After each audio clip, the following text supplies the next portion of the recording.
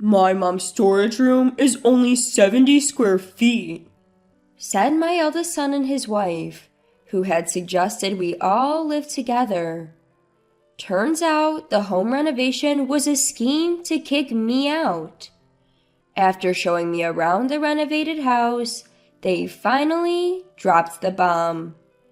I have a way to wipe the smug smiles off their faces, and now's the time to use it. My name is Sarah, and I'm 60 years old. I lost my husband to cancer 3 years ago and now live alone. All my children are independent, and I'm the only one living in this old house. My eldest son and his wife have been suggesting a renovation, but I've been hesitant because of the memories attached to this home.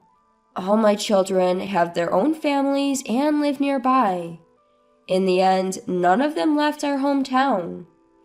I'm blessed with grandchildren and feel proud of my life. The only concern I have is my eldest son's wife, Jessica.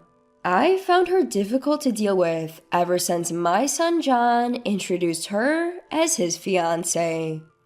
She's outspoken, which sounds good, but she often puts herself first, making me wonder why John chose her. John used to be a quiet guy, but he's changed since he started dating Jessica. Their wedding was all about fulfilling Jessica's wishes. I had advised them to balance their seating arrangements, but it was all about Jessica's friends, which was unsettling. On the day, Jessica's parents intervened, but if they hadn't, John would have been sidelined. When I asked John about it, he said, "I left the seating to Jessica." "You can't leave everything to others," I advised, especially since they were about to become a married couple. I did give advice, but I felt it was only a matter of time before Jessica took control. Initially, John had offered to live with us, concerned about our aging. We were thrilled, but Jessica opposed it, saying, "I absolutely don't want to live together as newlyweds." Apparently, they had discussed it before getting married, but Jessica changed her mind at the last minute. Forcing a living situation with a reluctant bride could lead to mother-in-law and daughter-in-law issues, and we decided to give up on living together for now. My daughter Emily is also very wary of Jessica. Emily told me she had heard rumors about Jessica's flashy lifestyle during their student days. Jessica is indeed a striking beauty who lights up any room. I laughed off Emily's concerns, thinking they were just rumors born out of jealousy. Emily said, "Just consult me if anything happens." I'm grateful she's always looking out for me. 2 years after my husband passed away, John and his wife made a proposal to me. The time had come to consider living together. The apartment where John and his wife were living was becoming cramped with the arrival of their child. I was happy at the thought of them moving into my spacious but empty house, especially since my husband had passed away. Having my grandchild around would surely liven up my quiet days. I had no reason to oppose my eldest son and his wife's proposal. However, they wanted to renovate the old house before moving in. The plumbing was outdated, and the flooring could use an upgrade for the grandkids. Separate rooms for each child would also become necessary. As I age, I had been thinking about making the house more accessible, so renovating now made sense. "Sure, go ahead and make the place more livable," I agreed. And so my cherished home was set for a makeover. From now on, my eldest son and his wife would be the primary residents. As long as they secured a space for my altar and my room, I was fine with leaving the rest to them. I should have discussed things more at that time, but I thought it was better to let them handle it. During the renovation, I assumed John and his wife would take care of me, but that wasn't the case. Jessica informed me there was no space for me to live comfortably, so I turned to Emily for advice. Emily and her husband warmly welcomed me into their home. Their kindness was a joy, and living with them was delightful. Emily's husband had lost his parents, and he treated me as if I were his own mother. While the renovation was underway, they even took me on trips. They also contributed financially to the renovation, even though they wouldn't be living there. I told my eldest son to thank them, but there was no sign of gratitude. And they wouldn't let me see the renovation progress, saying it was still dangerous. I was getting a bit anxious. One day, I decided to secretly check on my house with Emily and her husband. Something felt off. The interior looked great, and the construction seemed to be going well. I brushed off my uneasy feeling at that moment. "Where will the altar go?" Emily casually mentioned as we were leaving. That's when I realized I hadn't seen a spot for it. We probably missed it because it was dark. I reassured her, smiling at Emily, who was nervously biting her nails. The next day, Emily seemed concerned. She's more observant than me, and her husband is an architect with a home office and studio. Emily spent some time consulting with him in the studio. I could hear the lively voices of John's children, my grandchildren in the background. That night, after putting the grandkids to bed, Emily called me into her studio with a simple, "Hey, can we talk?" Spread out on the table was a floor plan. "What's this?" "It's the floor plan of our new family home before the renovation, and this one is the new floor plan." I figured Emily must have used her husband's connections to get these. Blueprints, renovation plans, and floor plans were all in Emily's possession. Laying the two side by side, it was clear the house had undergone a complete transformation. It hardly resembled the original layout. "Don't you find it odd? I thought something was off when we visited yesterday." Emily pointed to the new floor plan as she explained. "There's no space for Mom's altar, or even a room that resembles mine." Upon closer inspection, she was right. The place to put the altar and anything that looks like my room are gone. The sunny room facing the garden, which used to be mine and my husband's, seemed to have been converted into a room for the eldest son and his wife. "This must be why they didn't want us to know the progress," Emily said, her face a mix of disbelief and frustration. I had a clear agreement with John. I kept going back and forth between the plans, unable to believe that none of my wishes were reflected. "I can't believe this." Emily tightly gripped my hand. "Mom, if they're playing games, we can play too." She encouraged me with determination. Emily advised me to act oblivious for a while. It seemed she wanted to give them enough rope to hang themselves. In the meantime, we'd prepare our counter move. Emily's husband had checked with the construction company, and it turned out Jessica was the one mainly pushing the project forward. Apparently, she had been quite demanding, causing headaches for the project manager, and they had told the contractor they'd be living there as a family of 4. Emily was so angry she looked like she was about to confront John and his wife right then and there. I was more stunned than angry, my mind eerily calm.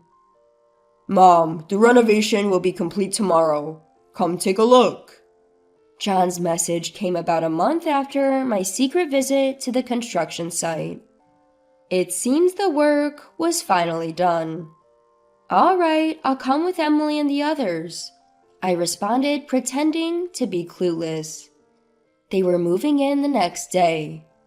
Most likely, they'd thrown away most of the stuff we'd left behind. I was just grateful Emily had moved my late husband's keepsakes.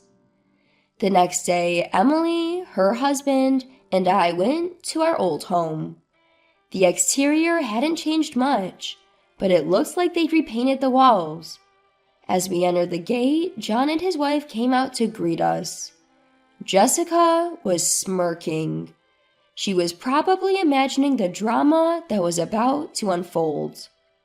I thought to myself, he really married a piece of work. We were shown around the house, room by room. The interior was completely different. Some of the original structures remained, but it felt like a brand new house. We were led into the living room. "It's beautiful. It's like a brand new house." Smiling at Jessica, I said, "It's really transformed into something beautiful." She grinned back, clearly proud, and went on to boast about how she had masterminded the entire renovation. "By the way, where's my room in all of this? And there's no space for an altar either?" You saw it. Your room is the storage room, John said, mocking me. Indeed, they had shown me a 70-square-foot storage room. It was a room with a tiny window that hardly got any sunlight. Probably the dampest room in the house. 70 square feet is enough for Dad's pictures, right? Hearing John's words, I felt a deep sadness. Where had my kind son gone? They probably thought my silence was due to shock. Jessica was looking at me with a nasty smirk. "Unhappy with my renovation plans? If you don't like it, leave. No need for an old lady here." I gently held Emily's knee as she was about to stand up in anger. Their true colors were finally showing. John and his wife had planned to take over the family home from the start. I understood that their apartment was getting cramped as their child grew. They knew I would help fund the renovation if they talked about living together. It was all a scheme by my eldest son and his wife. "So there's no place for me in this new home, is that it?" I asked, glaring at both of them. They nodded, smirking as if enjoying my dilemma. "Fine, I'll leave." "I will," I said, smiling back at their smug faces. Jessica looked a bit deflated. She probably thought I'd put up more of a fight. I think he probably wanted to tease me more. Emily called in someone who had been waiting at a nearby cafe. A man in a well-tailored suit appeared. He shook hands with John and his wife and handed them his business card. It was from a law firm, and they seemed confused. Another man arrived. With everyone present, I spoke again. "I'm leaving, so I'm selling this house," I declared, looking straight at John and his wife. They were both stunned. We had anticipated this and had prepared our countermove long ago. "What are you talking about? You're the one leaving. We renovated this place." Jessica started yelling, her face turning red. Ignoring her, I signed the final sale contract. This finalized the sale. Jessica's face changed when she noticed. "Wait, are you even capable of making sound decisions? Your signature has no—" She stopped yelling midway. Suddenly, the color drained from John and his wife's faces. They seemed to have realized a significant oversight. Mom, are you serious? John looked at me with questioning eyes. I nodded firmly. They were the ones who had started this fight. They had planned to kick me out and dump the house on Emily and her husband. I had always dreamed of living under the same roof with my grandchildren, filling the house with laughter and love. But John and Jessica shattered that dream, and I couldn't forgive them for it. I own this house. Since it seems I can't live here, I've decided to sell it. I've already spoken to a real estate agent about handling the details. Waiting at the coffee shop were a lawyer and a real estate agent. I had them on standby so we could finalize the sale immediately. John looked stunned as he read the sales contract. Jessica's face turned ghostly white. Apparently, the lease on the apartment where John and his family currently live is ending this month. They were now in a bind, needing to find a new place to live as soon as possible. Hold on, where are we supposed to live now? John called out to me as I was about to leave. His voice dripped with a manipulative sweetness, and I was sick of it. Jessica seemed to be pinning her hopes on John's plea. They must think I have a soft spot for my eldest son. Why don't you talk to the real estate agent about that? At my words, John's shoulders slumped in defeat. Jessica let out a scream-like sound, calling me a monster. John and Jessica tried to apologize multiple times afterward, but Emily never let them see me. The newly renovated house quickly found a buyer, and another family has already started their new life there.